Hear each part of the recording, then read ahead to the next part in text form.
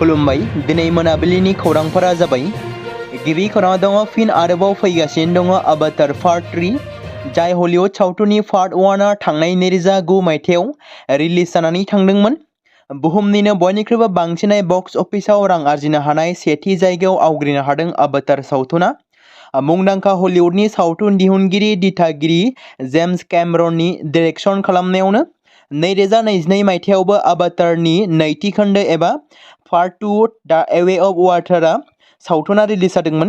जाय सावथुनाबो मुलुगनि हादोरफोरजों मोजां मोनजादोंमोन आरो गोबांथार सावथुन नायगिरिफ्रा अनसायदोंमोन।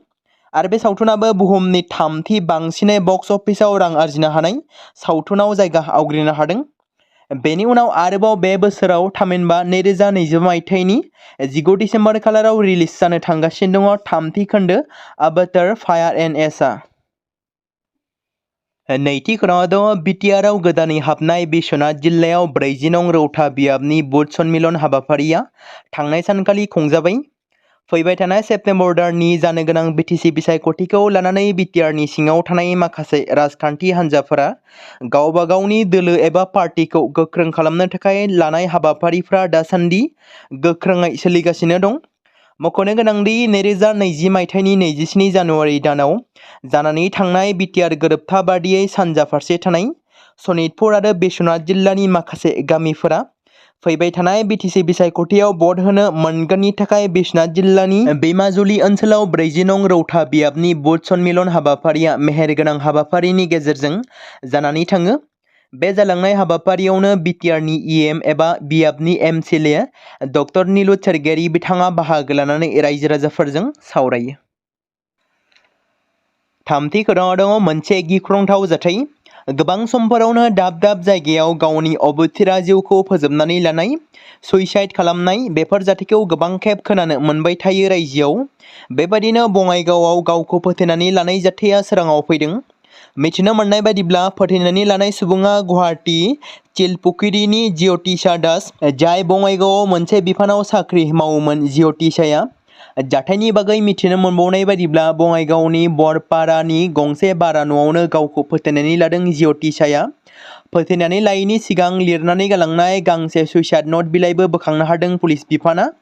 बङाइगाव पुलिस बिफाननि मोनसे नायबिजिरनायनि गेजेरजों सुइसाइड नटआव सानै सुबुंनि मुंखौ मख'नाय जादों, जेराव मोननो हादों सुइसाइड नटआव आमिनुल इस्लाम आरो दिनेश मेदिनि मुंखौ।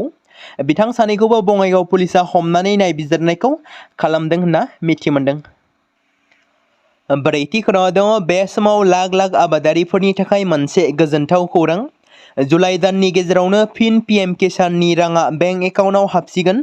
बे समाव पिएम किसान मुलाम्फागिरिफोरनि थाखाय मोनसे मोजां खौरां होननानै बुंनांगोन। पिएम किसाननि रां हाबैनि थाखाय गोबां नोगोरारिफ्रा नेनानै दंमोन आरो दायो बे खेबनिफ्राय पिएम किसाननि रांखौ नेनांनाय नंलिया, जेराव 20थि किस्तिनि रांखौ नोंथांमोना जुलाइ दाननि गेजेरावनो थाबैनो मोननो थांगासिनो दं। जाय बिथांमोना पिएम किसाननि मुलाम्फागिरि बिथांमोना मोननो थांगासिनो दं साननैसोनि गेजेरावनो। बेनि थाखाय नोंथांमोना साफ्रोमबो इकेवाइसि खालामना लाग्रोनाया गोनांथार। जुदि नोंथांमोना केवाइसि आपडेट खालामाखै अब्ला नोंथांमोना पिएम किसाननि रांखौ मोननाय नङा। बेनिखायनो थाबैनो केवाइसि खालामनानै लानो नांगोन। बेनि थाखाय pmkisan.gov.in वेबसाइटआव थांनानै नोंथांमोना गावबा गावनि मुंखौ फारिलाइयाव दंना गैया बेखौ गिबियावनो नायनो हागोन।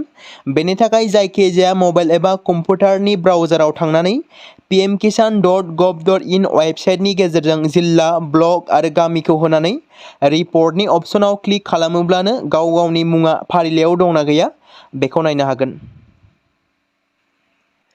बे समाव नोंथांमोननि गेजेराव फोसावनो लादों बर' सावथुन मुलुगनि बयजोंबो मोनसे समनि कमेडियान, मोजां मोनजाग्रा अनिल कुमार नार्जारीखौ जानो हागौ बयबो मिन्थिखायो एबा सिनायो। गुबै बाथ्राया बेसो बिथांनि सुंद' सावथुनखौ आथिखालाव मानो नुनो मोनलिया, मानो बिथांनि सावथुना आथिखालाव फैलिया। नाथाय जों बेखौबो मिथिगौदि थांनाय बोसोराव माखासे समाजनि गनायजाथावि खामानि मावनायनि अजदाव बिथाङा पुलिसनि आवथायाव थांनो गोनां जादोंमोन, जायनि जाउनाव मिथिनो मोननाय बायदिब्ला बिथाङा दासिमबो जोबथेसालियावनो दं। आसा खालामो बिथाङा जाहाथे उदां जानानै फैनानै सावथुन मुलुगाव आगान होफैफिनो। बिथाङा जाहाथे फैनानै बर' सावथुन मुलुगखौ जौगानाय फारसे लाबोफिननो हायो बेखौनो आसा खालामनाय थाबाय। फिन खेबसेबाव फोरमान जाबायदि पाकिस्ताना बेसेबां लोरबां, जाय जेब्लायबो भारतनि हेंथायै दावराव दावसि खालामनो मोजां मोनो। जेराव भारतआ गोजौ थाखोनि मिसाइलखौ जाफुंसार आनजाद नायनायनि उनाव पाकिस्तानावबो मोनसे मिसाइलखौ आनजाद नायदोंमोन, नाथाय बेनि गेजेराव मोनसे गेदेर बेरफ्रुनाय जादोंमोन। हायुङारि खौरां बिजोङाव फोसावजानाय मोनसे रिपर्टनि बायदिब्ला पाकिस्तान अख्रां सान्थ्रिया बावैसो आरब लैथोमायाव शाहीन 3 मिसाइलखौ आनजाद नायदोंमोन। बबेखानि बे आनजादखौ नायनाय समाव मिसाइलआ गावनि थांखिनिफ्राय जानगाराव थांदोंमोन। पाकिस्ताननि गाजी खानाव थानाय परमाणु सुबिदानि खाथियाव गोग्लैदोंमन। मिसाइलआ जेराव गोग्लैदोंमोन बेनिफ्राय फ्राय 500 मिटार गोजानाव रोजा सुबुं अनजिमा दंमोनब्लाबो बे जाथायाव रावबो जेबो खहा जायाखै होनना खौरां मोनदोंमोन। बे जाथायनि उनाव पाकिस्ताना ओनसोलाव इन्टारनेट सिबिथायखौबो बन्द खालामदोंमोन।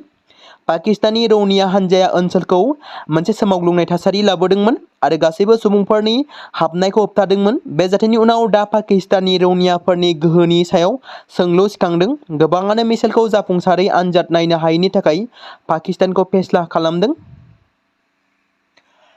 थांनाय सानखालि मणिपुरनि न'नि जिल्लानि देवहाइजां गामिनि गोथौ हाग्रायाव मोननै बिग्रायारि हान्जानि गेजेराव गिख्रंथाव दाङाबाजि गावलायनाय जादोंमोन। रिपर्टआव फोरमायथिनाय जादों दि दाङाबाजियाव 7 बिग्रायारिफ्रा बुथारजादोंमोन। बे दाङाबाजिया मणिपुरनि नंबगानिफ्राय फ्राय 50 किल'मिटार खोलाहा जादोंमोन। पुलिस आरो रौनिया हान्जानि मावथिफ्रा थावनियाव दंब्लाबो गोब्राब ओनसोलनि जाहोनाव पुलिसनिफ्राय दासिमबो जेबो थि खौरां मोननाय जायाखै।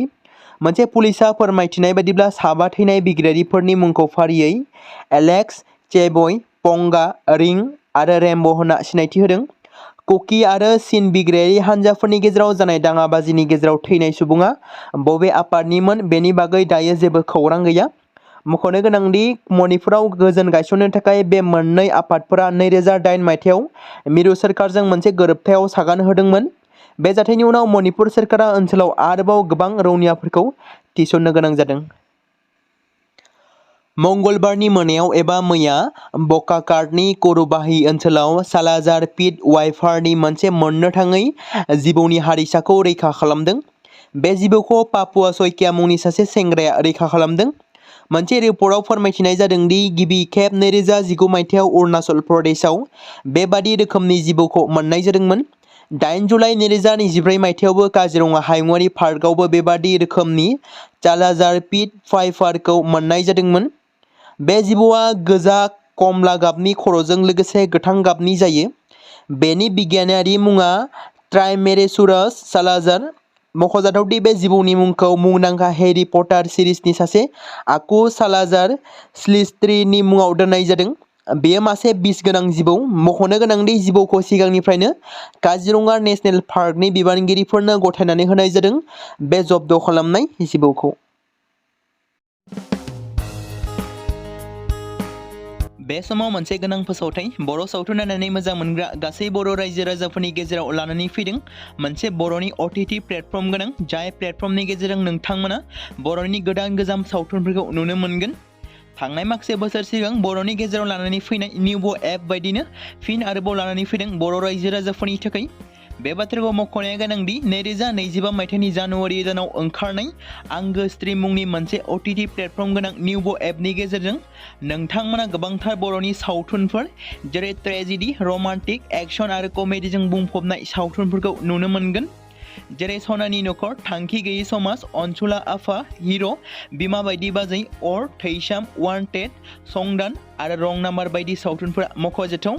बेफोर सावथुनफोरखौ नायनो थाखाय नोंथांमोना गिबियावनो आंगो स्ट्रिम एपखौ गाव गावनि मबाइलाव थानाय प्ले स्ट'रनिफ्राय डाउनल'ड खालामनानै लोगोसे इनस्टल खालामनानै गावनि मबाइल नाम्बारजों लग इन खालामनानै लाग्रोनांगोन।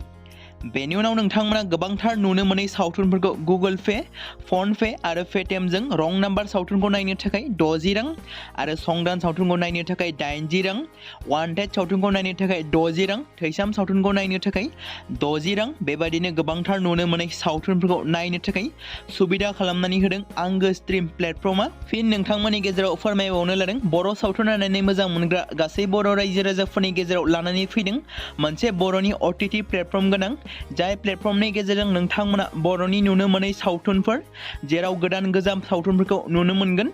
बे बाथ्राखौ मख'नाया गोनांदि 2025 मायथाइनि जानुवारि दानाव दिहुनजानाय आंगो स्ट्रिम मुंनि मोनसे OTT प्लेटफर्म गोनां एपनि गेजेरजों नोंथांमोना गोबांथार बर'नि ट्रेजेडि, रमान्टिक, एक्शन आरो कमेडिजों बुंफबनाय सावथुनफोरखौ नुनो मोनगोन।